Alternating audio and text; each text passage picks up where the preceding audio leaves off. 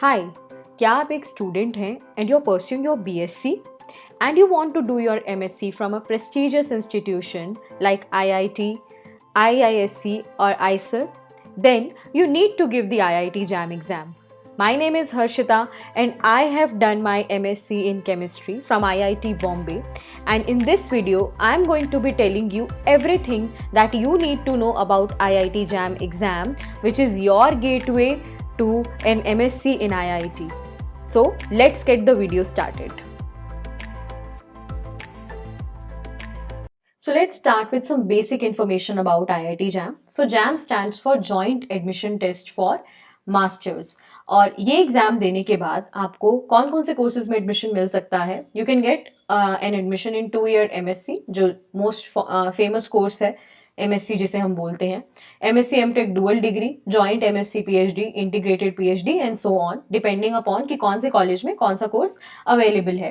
इसे ऑर्गेनाइज कौन करता है? इसे ऑर्गेनाइज IIT करती है. कोई भी एक IIT every year organises it. जैसे 2023 का जो एग्जाम है उसे IIT गुवाहाटी ऑर्गेनाइज कर रही है. साल में एक बार ये एग्जाम होता है and generally on second Sunday off February को ये एग्जाम रहता है. This year, I mean the next year, it's on February 12, 2023.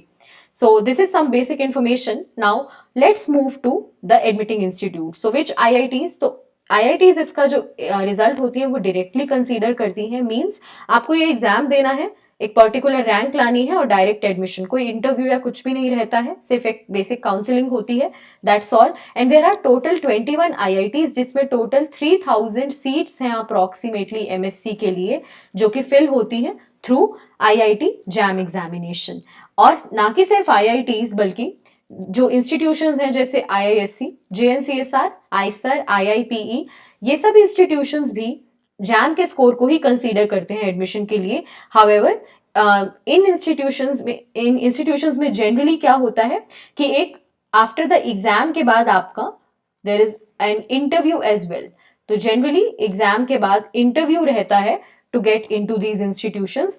In fact NITs में एडमिशन के लिए भी इसी स्कोर को, जैम के स्कोर को ही कंसीडर किया जाता है, बट उसकी काउंसलिंग अलग होती है, उसे CCMN काउंसलिंग बोला जाता है.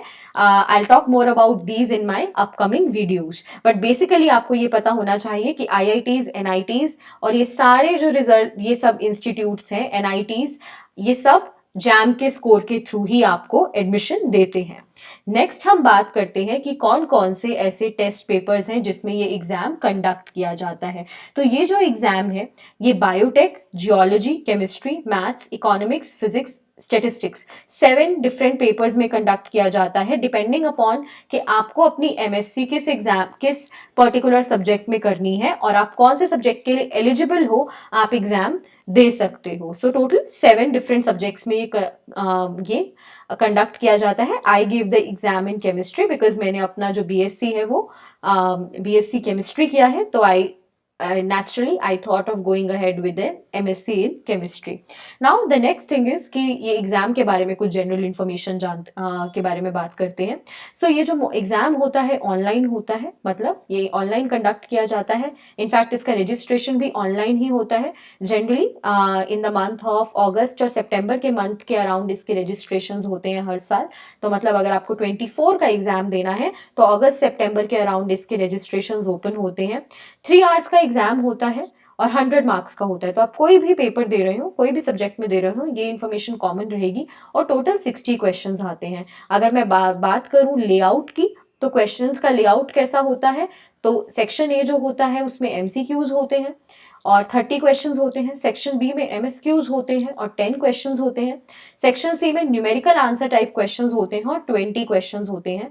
आप यहाँ मार्क्स डिस्ट्रीब्यूशन भी देख सकते हो. 1 मार्क के 10 क्वेश्चंस, 2 मार्क्स के 20 क्वेश्चंस, तो 2 मार्क्स के 20 क्वेश्चंस, तो टोटल 50 मार्क्स के तो आपके MCQs हो गए. 20 मार्क्स के मल्टीपल सिलेक्ट क्वेश्चंस होते हैं और 30 मार्क्स के न्यूमेरिकल आंसर टाइप क्वेश्चंस होते हैं. नेगेटिव मार्किंग इस एग्जाम में होती है बट सिर्फ MCQs में. MSQs और NATs में कोई नेगेटिव मार्किंग नहीं होती है, तो यहाँ पे आपकी कोई भी नेगेटिव मार्किंग नहीं रहती है. In this particular part there is no negative marking, सिर्फ MCQs में होती है. And this is basically the general layout of the exam. अब हम बात करते हैं एलिजिबिलिटी क्राइटेरिया, जो कि काफी इंपॉर्टेंट है। तो या तो आप अपने थर्ड ईयर में होने चाहिए, या फिर फाइनल ईयर में अभी या फिर आपका फाइनल ईयर कंप्लीट हो गया हो, आपकी बीएससी कंप्लीट हो गई हो, मतलब या तो बीएससी थर्ड ईयर या फिर कंप्लीटेड। तो इन दोनों में से कुछ एक होना चाहिए in order to get an admission in IIT. However, exam में अपियर होने के लिए आप सेकेंड ईयर में हो, आप तब भी अपियर हो सकते हो, बट आपको एडमिशन नहीं मिल पाएगा, क्योंकि एडमिशन के समय जो डॉक्यूमेंट्स रिक्वायर्ड रहेंगे वो आपके पास नहीं होंगे, right. So it is very important to know कि सेकेंड ईयर के स्टूडेंट्स भी एग्जाम दे सकते हैं, ये देखने के लिए कि कैसा इंटरफेस है और कैसा होता है एग्जाम, बट आपको एडमिशन नहीं मिल सकता क्योंकि आपके पास डॉक्यूमेंट्स नहीं होते हैं complete. Then no criteria for minimum marks, तो ऐसा कुछ नहीं है कि मिनिमम बीएससी में कोई एक स्पेसिफिक परसेंटेज होनी चाहिए, वैसी कोई रिक्वायरमेंट नहीं है। पहले होती थी, 2020 तक ये रिक्वायरमेंट थी, 21 और 22 के एग्जाम में नहीं थी, इनफैक्ट 23 के एग्जाम में भी नहीं है, एंड कोई एज रिस्ट्रिक्शन भी नहीं है। So no matter what age you are, आप ये एग्जाम दे सकते हो। अब हम बात करते हैं स्पेसिफिक एलिजिबिलिटी क्राइटेरिया के बारे में। मतलब ये एक बहुत कॉमन क्वेश्चन होता है कि क्या हमें हमारे पास, तो मैं यहाँ स्पेसिफिकली केमिस्ट्री के बारे में बात कर रही हूँ, बट अगर आपको हर एक इंस्टीट्यूट, हर एक आईआईटी का एलिजिबिलिटी क्राइटेरिया चेक करना है फॉर अदर सब्जेक्ट्स, मैं लिंक में एक ब्रोशर का लिंक दूंगी, वहां पे आप चेक कर सकते हो, बट मैं स्पेसिफिकली यहाँ बात करती हूँ केमिस्ट्री की। तो केमिस्ट्री में एक कॉमन क्वेश्चन होता है कि क्या 12th क्लास में मैथ्स पढ़ा हुआ होना चाहिए to give the IIT JAM exam. Exam में अपियर होने के लिए ऐसी कोई, तो एग्जाम में अपियर होने के लिए ऐसा कोई भी क्राइटेरिया नहीं, एग्जाम में अपियर होने का क्राइटेरिया मैंने आपको बता दिया। हाउएवर, एडमिशन के टाइम पर आपको ये जो डॉक्यूमेंट्स देने होते हैं उसमें आती है सारी जो प्रॉब्लम होती है। तो बेसिकली अगर आपने 12th क्लास में मैथ्स लिया है, ठीक है, तो आपके पास सारी आईआईटीज ओपन होती हैं, बट अगर आपके पास 12th में मैथ्स नहीं था तो आपके पास 6 आईआईटीज, टोटल 6 आईआईटीज का ऑप्शन अवेलेबल होता है। IIT Gandhinagar, IIT Roorkee, IIT Bhilai, IIT Hyderabad, IIT Indore and IIT Palakkad. तो ये 6 आईआईटीज ऐसी हैं जिनको जो 12th क्लास में मैथ्स ना भी हो, आप तब भी उनमें एडमिशन ले सकते हो, अगर आपका रैंक जो है वो रैंक जो है वो ओपनिंग और क्लोजिंग रैंक से मैच करता है इन आईआईटीज के लिए। हाउएवर, अगर मैथ्स है तो ये सभी आईआईटीज आपके लिए ओपन है।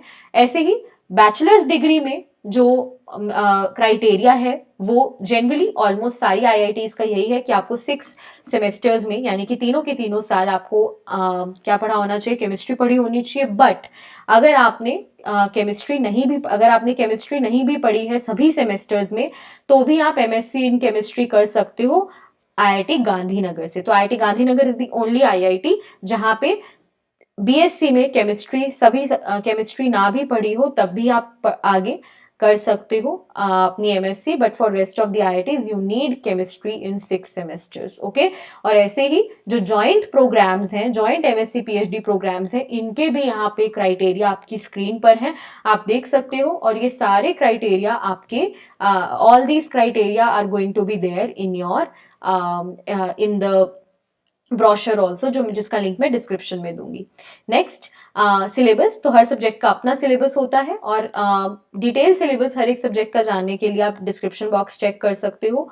स्टार्ट कब करना चाहिए प्रिपेयर करना, मुझे लगता है कि 10 to 12 मंथ सफिशिएंट होते हैं एग्जाम के लिए। तो 24 में अगर एग्जाम देना है तो आई विल सजेस्ट कि आप फरवरी 2023 से स्टार्ट कर दो तो अच्छा रहेगा। आराम आराम से आप सारे टॉपिक्स को कवर कर सकते हो, क्योंकि आपको साथ में कॉलेज भी अटेंड करना होता है। तो रोज में हमें ऐसा तो नहीं है कि हमें पूरा दिन सिर्फ आईआईटी की तैयारी करनी है, हमें बीएससी का भी पढ़ना होता है, अपने थर्ड ईयर का जो होता है या सेकेंड ईयर का जो भी है। So 10 to 12 months before the exam is sufficient. However, अगर आपके बेसिक्स अच्छे हैं तो even 6 months are fine, even 6 months are good enough अगर आपके बेसिक्स अच्छे हैं तो। अब बात करते हैं कि प्रिपेयर कैसे करना है। तो प्रिपेयर करने के लिए ये बेसिक गाइडलाइंस हैं जो मैं आपके सामने बता रही हूँ कि सिलेबस को पहले अच्छे से देखो, प्रॉपर नोट्स बनाओ स्टैंडर्ड रेफरेंस बुक्स यूज करके।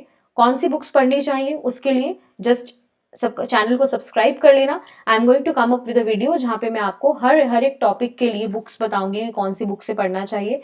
क्वेश्चंस की बहुत अच्छे से प्रैक्टिस करो, सफिशिएंट प्रैक्टिस करो क्वेश्चंस की। 10 ईयर्स के प्रीवियस ईयर पेपर्स कम से कम सॉल्व करो, दिस इज द मिनिमम कि 10 ईयर्स के प्रीवियस ईयर पेपर आपको सॉल्व करने ही चाहिए। And be very directional in your approach. ये डायरेक्शनल जो वर्ड है ये बहुत इंपॉर्टेंट है, बिकॉज हमारे पास इतना सारा सिलेबस होता है और कई बार हम किसी एक पर्टिकुलर टॉपिक में खो जाते हैं, जो हमें नहीं करना है। डायरेक्शनल सिलेबस के अकॉर्डिंग पढ़ना है। If you want to study directionally with me, so I teach on Unacademy. I'm a plus educator. मेरी प्रोफाइल का लिंक डिस्क्रिप्शन सेक्शन में है, वहां आप प्लस Unacademy प्लस को सब्सक्राइब कर सकते हो, and you can use my referral code HK90 and get a 10% of on your Unacademy plus subscription. Okay, and अब बात करते हैं कि why should you consider giving this exam.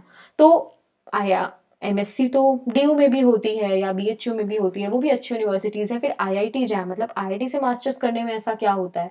तो यहाँ पे मैंने एक बहुत छोटा सा ओवरव्यू आपको दिया है, इस पे मैं कंप्लीट वीडियो बनाऊंगी कि what are the career opportunities that you get after IIT JAM. सब बेसिक जो ओवरव्यू है वो यही है कि आपको बहुत अच्छी इंटर्नशिप और रिसर्च अपॉर्चुनिटीज मिलती हैं। When I was in my MSc in chemistry, I got a fully funded, fully paid research opportunity in Canada. इसी तरह से I went for an internship there. ऐसे ही अगर आपको पीएचडी इंडिया के बाहर से करनी है तो आपको बहुत अच्छी अपॉर्चुनिटीज आईआईटी से मिलती हैं। अगर आपको प्राइवेट सेक्टर में प्लेसमेंट चाहिए तो भी IITs are one of the best in India, because वहाँ पे बहुत सारी कंपनीज विजिट करती हैं to give placements to students. IIT के स्टूडेंट्स, आपके जो सीनियर्स होते हैं वो बहुत सारे अच्छे अच्छे इंस्टीट्यूशंस में पढ़ रहे होते हैं, पढ़ा रहे होते हैं, जॉब कर रहे होते हैं। तो उन सब से आपको नेटवर्क करने का चांस मिलता है, उन सब से आपको उनकी करियर जर्नी जानने का चांस मिलता है। End of course you can go for government jobs, जैसे ओएनजीसी, बार्ट, डीआरडीओ, ये सब जो गवर्नमेंट जॉब्स होती हैं आप इनके लिए भी अप्लाई कर सकते हो, and you can get a government job after an MSc. And इसमें आपको ये फ़ायदा होता है कि आईआईटी में आपके जो पढ़ने के बाद आपके जो कॉन्सेप्ट्स होते हैं वो काफ़ी अच्छे हो जाते हैं। तो it's easier to clear these exams, थोड़ा ये एग्जाम्स में भी आपको डेफिनेटली हेल्प मिलती है। So these are some basic points of why you should consider IIT JAM. So I hope you are convinced enough and you will be preparing for IIT JAM examination.